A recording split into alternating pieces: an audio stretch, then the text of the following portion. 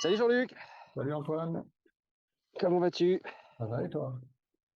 Là, il est quelle heure là? Alors attends, je Là, il est, là, il est 11h, il est presque midi. il est 11h49 et je Voilà. suis free. Et tu Free, vas- mais pas comme l'opérateur. Free, F-R-I-T, je crois, si je ne me trompe pas. Ah Ah, là, c'est la première journée estivale, là, vraiment, où là, ça envoie du lourd. Là, on a du 36 prévu dans l'après-midi. Donc là, bah oui, on a des raisons de commencer à 6h du matin, se lever à 5h en ce moment, parce que là ça tape. Donc là, je fais le petit temps supplémentaire, là, le petit extra time. Je suis sur les pastèques en train de juste les sortir un petit peu des liserons dans lesquels ils se sont fourrés. Belle pastèque, j'en aurais pas mal cet été, je suis content. Et puis voilà, on sort d'une matinée où avec les ouvrières, on a fait avec Christelle et avec Maureen, on a déplié le paillage pour les poireaux. voyage Poireaux. Hein? Pardon? pour les poireaux, c'est ça? C'est ça pour les poireaux, ouais. On a fait la semaine dernière les courges. On était méchamment à la bourre, mais on s'est bien débrouillé. Sur un paillage aussi, un paillage réutilisable, une base d'ensilage pour ceux qui écoutent le podcast et qui connaissent un peu le milieu du maréchage Solivan. C'est une grosse bâche que j'utilise pas souvent, mais en plein champ, en plein été, c'est pas mal parce que quand tu balances de l'eau au bout à bout, comme moi en dessous, bah, il n'y a rien qui s'évapore, ça fait un microclimat, on t'entend super bien la partie, donc non, c'est pas casser le bonnet pour rien. L'objectif d'utilisation de ces bâches, j'avais déjà fait l'essai l'année dernière, ça avait bien fonctionné, c'est faire zéro désherbage ou peanuts, donc ça c'est cool, et ramasser d'ici 3 mois. Là, en fait, on est dans la période où en fait, toutes les cultures d'été sont là, les aubergines, les tomates commencent à donner, et c'est beau, c'est bien. Et là, on se projette déjà dans les cultures d'automne, donc les courges sont plantées, parce que tout ce qui est courges, poireaux, choux, mine de rien, c'est des choses qu'on trouve quand les jours raccourcissent, mais en fait, c'est des légumes qui ont besoin d'énormément d'amplitude de soleil, quoi. Et donc, il faut les planter au début de l'été pour qu'elles croissent bien pendant tout l'été et qu'arrivé l'automne, les fruits commencent à sortir. Donc voilà, courge fait. Là, cette semaine, c'est la semaine au poireau. Et puis, semaine prochaine, on fait sur bâche, on fait les choux. Pour les poireaux, pour ceux qui se posent la question, est-ce qu'il le fait sur bâche? C'est le seul endroit où je vais utiliser une bâche un peu spéciale qu'on appelle le géochanvre. Mhm. En fait, qu'est-ce que c'est produit en France, je crois que c'est du côté de la Bourgogne. C'est des résidus de culture de chanvre, de lin. Donc, c'est toute la fibre végétale qui est pas utile, on va dire, à une première pression, qui va être trempée, laminée, donc bien aplatie en rouleau, et ensuite séché fort pour que ça fasse des espèces de bâches en toile végétale, quoi. Et D'accord, comme sur un les parchemin, poireaux, quoi. ouais, c'est ça, bien plus épais, mais c'est ça le principe. Le principe étant, il est multiple, il est très avantageux le géochanvre. Il est très coûteux, mais quand on ramène autant de désherbage que je ne fais pas en utilisant le géochanvre, ça reste encore à peu près rentable. Je dis à peu près parce que jusqu'à il y a un an, c'était bien abordable.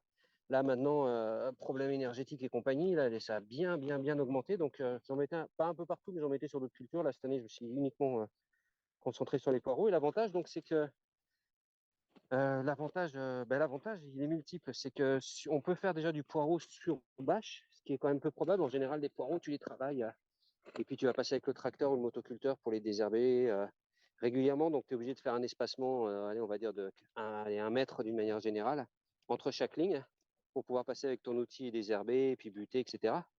Là, l'avantage du géochanvre, c'est que en fait, je les mets séparés de 20 cm sur rang, 20 cm entre rangs. Je pourrais les serrer un peu plus sur rang, mais pour plein de raisons, je ne le fais pas. Euh, et donc, l'avantage, c'est que sur une plate-bande de 80 cm, j'ai 4, 5, 6 lignes. Ça va dépendre. Cette année, je vais essayer une plate-bande avec 6 lignes de poireaux. Donc, imagine de faire 6 mètres de large pour faire très court. Je Mhm. suis sur 80 cm, quoi. Donc, ça fait un gain de temps énorme. Ça fait de la faire en moins, entre guillemets, puisque clairement, tu la balances pas n'importe où. Avantage de cette toile tissée végétale aussi, c'est qu'à mesure que le poireau va pousser, la toile elle va s'écarter, ce qui n'est pas le cas avec des toiles plus classiques, plus plastiques, toujours en non jetable, hein, bien sûr. Et puis quand tu viens les récolter, ben, ça reste que du végétal. Donc elle a eu le temps de se détériorer un petit peu. Le paillage a eu le temps de se détériorer. Tu arrives avec ta fourche bêche, tu récupères ton poireau, tu arraches ton paillage en même temps, mais tu t'en fiches puisque c'est quand même c'est un paillage jetable et c'est un paillage qui sera récupéré par la nature, quoi, qui va être remangé par le sol, puisque c'est que du carbone. Et puis voilà, et après si tu n'as vraiment pas le temps, et ben, tu arrives avec ton tracteur, tu passes un petit coup de machine dessus, tu le réintègres au sol. Et là, c'est un vrai paillage qui ne va pas rester, tu n'as pas des petits bouts qui vont rester quelques années derrière. Là, c'est digéré en deux, donc plein d'avantages. Petits inconvénients, ben, inconvénient majeur, il faut les trouer avant de mettre les poireaux. Donc, ça en fait du trou. Là, j'ai 4000 poireaux à planter. Cette année, c'est pas énorme. Je fais partie des petits en poireaux, mais ça me suffit pour cette année en tout cas. Et puis voilà, donc il faut faire les petits trous. C'est essentiellement ça, parce qu'une fois qu'après on s'est cassé le bonnet, elle est plantée, ben, on n'en reparle plus. On a un petit peu plus de désherbage que sur les courges, mais c'est peanuts. Et encore une fois, voilà, quoi, c'est du temps consacré en moins au désherbage et consacré en mieux à l'entretien des tomates, des aubergines qui poussent à fond les ballons en ce moment, quoi. Voilà, voilà. D'accord, donc les autres légumes, tu parlais de paillage avec des bâches, ça veut dire que tu Ouais. mets de la paille, du paillage plus les bâches dessus, ou c'est directement les bâches qui te servent quand tu fais Alors, le très paillage, très ou bonne tu veux question. simplement dire recouvrir? Très très bonne question qui tue sa maman, comme on dirait. Idéalement, tu mets à manger au sol avant de mettre ta bâche, c'est-à-dire tu mets un compost, tu donnes pas à manger, mais tu mets un broyat de bois, et ensuite tu fais un casse-croûte, broyat, puis après tu mets la bâche. Donc l'avantage, c'est que sous ta bâche, t'as du bois qui nourrit le sol et qui se délite lentement à l'abri du soleil, et tu as ta bâche qui quand même évite aussi d'avoir tout ce qui est liseron, chardon qui passe quand même à travers ton paillage. Ça évite un petit peu d'avoir à désherber ces petits coquins.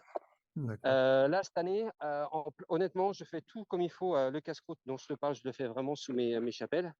Mais ces premières années, donc au niveau du dehors, du plein champ, je reste pragmatique, hein. C'est quand même un truc qu'il ne faut pas le perdre de vue, hein. Il y a des ambitions, mais il y a un moment aussi où il faut mettre sa ration dans l'assiette.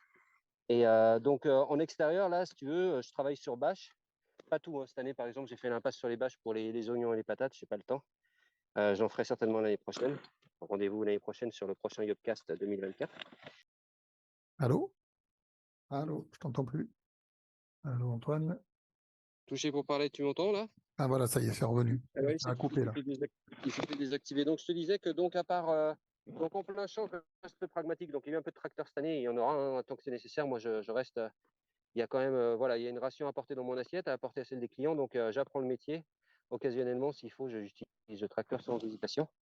Le tracteur, faudra qu'on en parle. Ça sera l'objet d'un chapitre complet. Je pense que c'est un bon petit Yopcast parce qu'il y a beaucoup de choses à dire sur ce tracteur que j'ai découvert au fur et à mesure.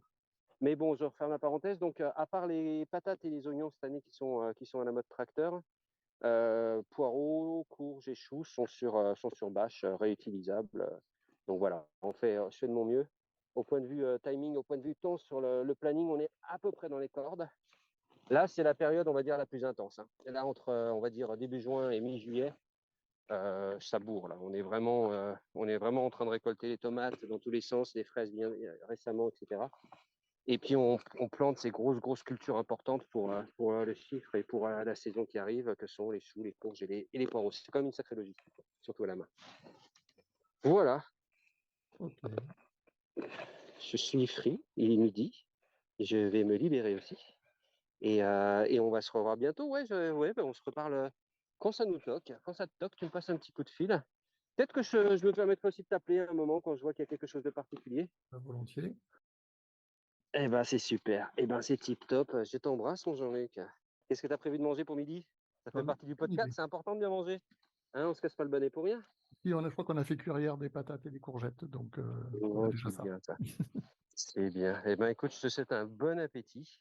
Merci, toi Et on aussi. se dit à la prochaine. Ciao, À très Jean-Luc. bientôt. Bonne À bientôt. journée. Merci à toi aussi. Ciao.